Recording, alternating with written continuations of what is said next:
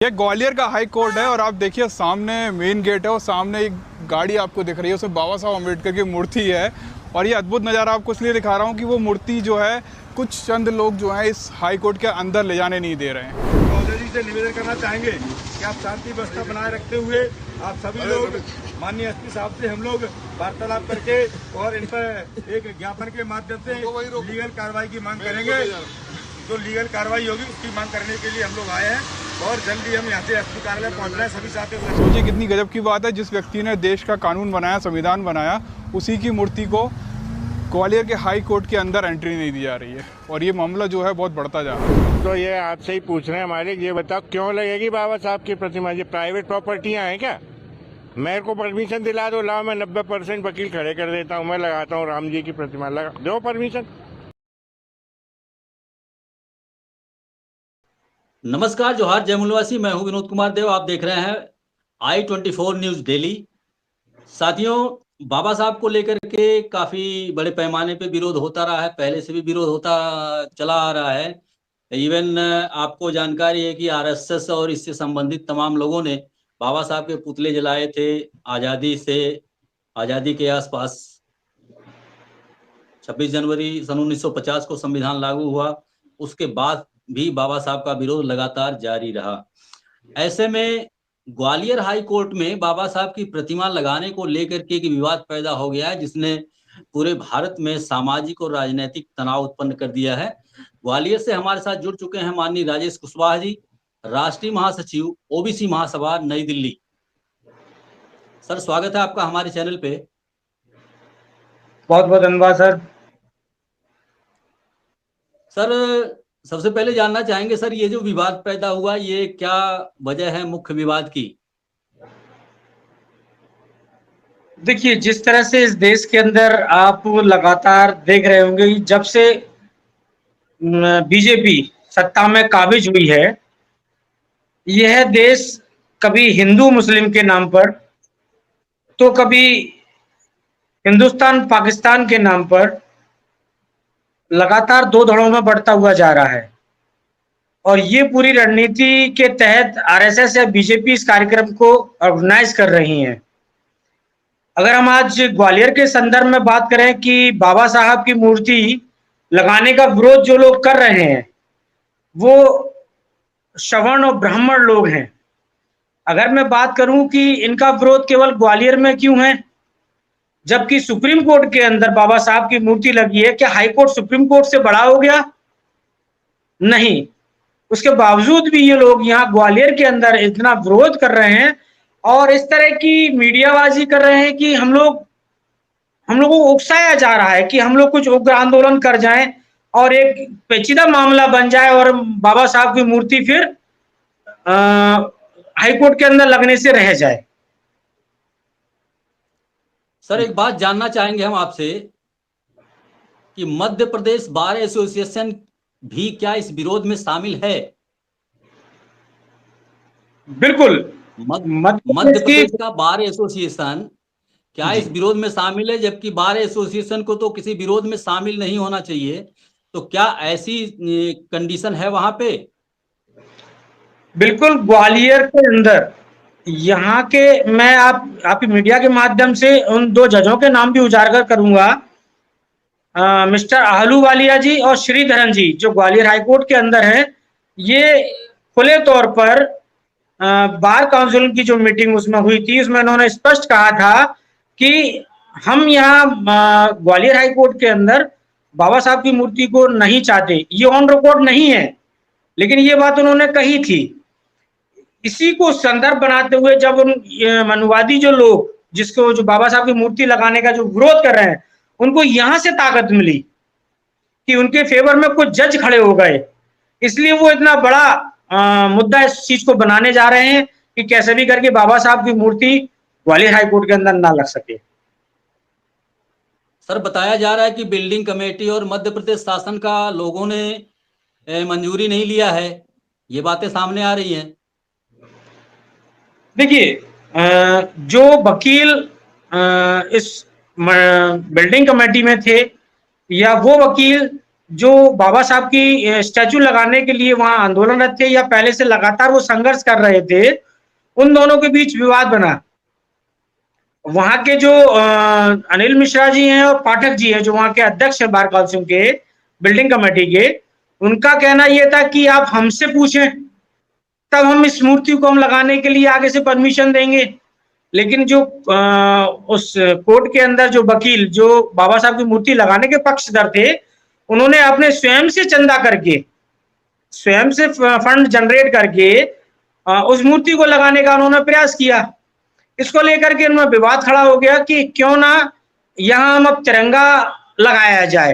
तिरंगा लगाने के लिए वही लोग तैयार खड़े हो रहे हैं जिन्होंने कई वर्षों तक आरएसएस के मुख्यालय पर तिरंगा नहीं लगाया। ये वही लोग हैं जो आज यहां तिरंगा लगाने की बात कर रहे हैं।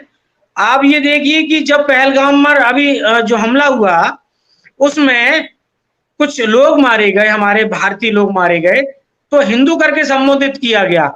आज जब हिंदू, जो एक हिंदू कम्युनिटी जिसको पूरा ये लॉबी जो कह रही है कि ये दलित कम्युनिटी है और ये ओबीसी कम्युनिटी है जो यहाँ उड़दंग कर रही है, जो दंगा करने का प्रयास कर रही है बाबा साहब की मूर्ति लगा करके, आज आप हमें ओबीसी और दलित में बांटने का काम करते हैं। आज हम हिंदू नहीं है क्या? केवल आप अपने इस्तेमाल के लिए आप हमें हिंदू बोलते हैं, और जब हमारे हक अधिकार की बात आती है तो आप हमें दलित और ओबीसी कहते हैं। खबरें तो सर इस तरीके की आ रही हैं कि प्रतिमा स्थापन को लेकर के समर्थकों द्वारा जो ऑपरेशन सिंदूर था उसका अपमान किया गया, इस प्रकार की खबरें आ रही हैं।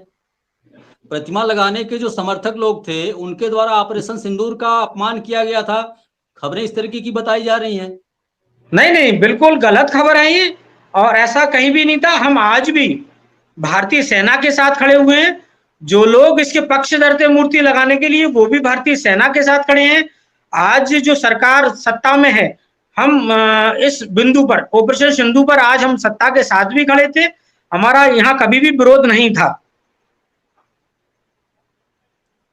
सर एक सवाल बहुत महत्वपूर्ण है कि कोर्ट परिसर में किसी भी व्यक्ति की प्रतिमा लगाना कहां तक उचित है? बिल्कुल, मैं आपकी बात आ रहा है। जी जी, मैं आपसे सवाल सुन के आ रहे हैं सामने। मैं सवाल के जवाब में एक सवाल आपसे करूंगा। जबलपुर, सॉरी, राजस्थान के जयपुर हाईकोर्ट के अंदर मनु महाराज की स्टैचू लगाई गई है। इसकी स्थापना 28 जुलाई 1989 में वहां हुई थी।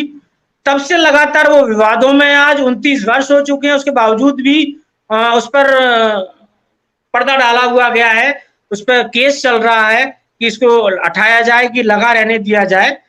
आप ये देखिए कि मनुस्मृति को जो आगे बढ़ाने का प्रयास करते हैं, वो मनु महाराज की स्टैचू है।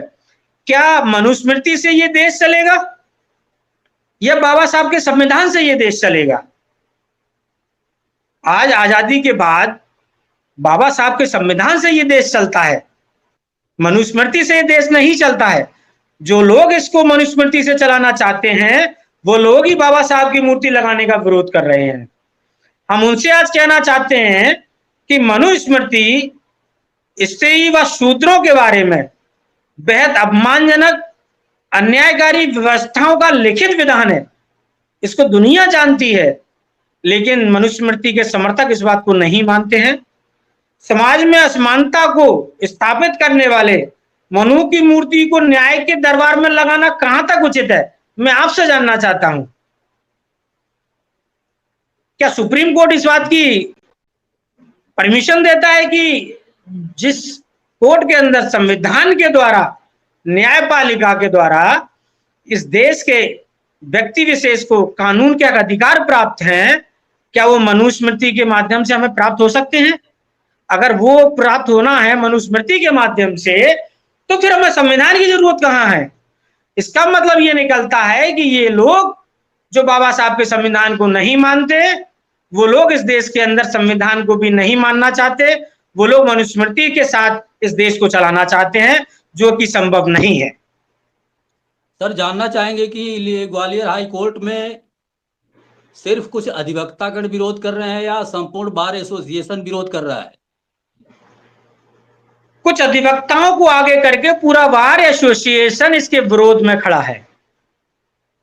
कुछ चेहरे उन्होंने आगे किए हुए हैं, जबकि पीछे से कुछ जज, कुछ संघ के लोग, कुछ बीजेपी मानसिकता के लोग इस पूरे प्रोपेगेंडा को आगे बढ़ा रहे हैं, कैसे भी करके इस विवाद को खड़ा किया जाए और बाबा साहब की मूर्ति को ना लगने दिया जाए। पूरे देश में इस घटना को दलित विरोधी मानसिकता के रूप में देखा जा रहा है सर, क्या बोलेंगे इस पे? देखिए, जो लोग दलित विरोधी मानसिकता की बात करते हैं वो लोगों को समझना चाहिए कि ये देश केवल संविधान से चलने वाला है।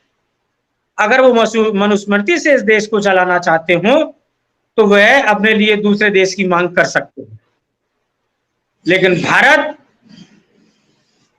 देश बाबा साहब के लेके संविधान से चलेगा और इस संविधान को बदलने की किसी में हिम्मत नहीं है। जो इस संविधान को बदलने का प्रयास करेगा उसको इस देश से बाहर निकालने का, फेंकने का काम यहाँ का मूल निवासी समाज करेगा। सर, ओबीसी महासभा ने इस आंदोलन को समर्थन दिया है। बाबा साहब की प्रतिमा को किसी न किसी प्रकार से ग्वालियर हाईकोर्ट में स्थापित करने का उन्होंने वादा किया है, समर्थन दिया है इस चीज को। संगठन की क्या रणनीतियां हैं सर? देखिए, आज जो chief justice of Madhya Pradesh Suresh Kumar कैद जी के द्वारा जबलपुर हाईकोर्ट के अंदर एक मीटिंग का आज आयोजन किया गया था। वो मीटिंग आज सुबह पहले 1:30 बजे रखी गई थी, फिर किसी कारण वो पोस्टपोन करते हुए 4:30 बजे की गई। लेकिन 4:30 बजे जो मीटिंग की गई है उसमें भी अभी तक कोई निर्णय नहीं निकल पाया है।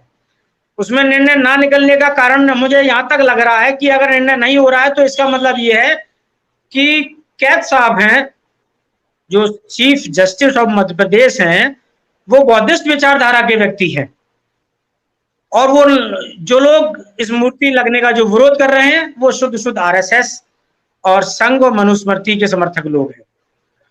तो जब ये दो विचारधाराएं वहां मिल रही हैं तो निश्चित मानिएगा ये मामला अभी अधर में लटक सकता है, क्योंकि अभी तक वो निर्णय नहीं निकल के आ पाया है कि मूर्ति लगेगी कि नहीं लगेगी। लेकिन माध्यम से जी कंटिन्यू। ओबीसी महासभा आखिरी दम तक बाबा साहब की मूर्ति लगाने का पक्षधर है, रहेगा, चाहे इसके लिए हमें बड़े आंदोलन क्यों ना करने पड़े। पूरे देश को हमारे माध्यम से क्या संदेश देना चाहेंगे सर? बिल्कुल, मैं आपके इस चैनल के माध्यम से पूरे देशवासियों को, खासकर अपने मूल्यवासियों को यही कहना चाहूंगा कि इस कठिन परिस्थिति में आप बाबा साहब के संविधान को मानते हुए बाबा साहब की मूर्ति लगाने के लिए इस पूरे देश के अंदर कैंपेन चलाएं, आंदोलन चलाएं, धरना प्रदर्शन करें, अपने अपने क्षेत्रों में ज्ञापन दें, चाहे वो आपके तहसील के कमिश्नर स्तर पर हो। हमें ये बड़ा एक आंदोलन खड़ा करना पड़ेगा, क्योंकि ये देश बाबा साहब के संविधान से चलता है। अगर हम आज बाबा साहब के संविधान को बचाने में अगर सफल नहीं हुए तो निश्चित मानिए ये मूर्तियां भी नहीं रहेंगी, बाबा साहब का संविधान भी जिस दिन नहीं रहेगा उस दिन हम और आपका अस्तित्व खत्म हो जाएगा। ओके सर, बहुत बहुत धन्यवाद। जी धन्यवाद सर। साथियों, आप थे माननीय राजेश कुशवाहा जी, राष्ट्रीय महासचिव ओबीसी महासभा नई दिल्ली। सर की बातों से, सर की आइडियोलॉजी से, सर के थॉट से हम आपको आगे भी अवगत कराते रहेंगे। बने रहिए हमारे साथ, मिलते हैं अगली वीडियो में। तब तक के लिए नमस्कार, जोहार, जय मूल्यवासी। जय मूल्यवासी।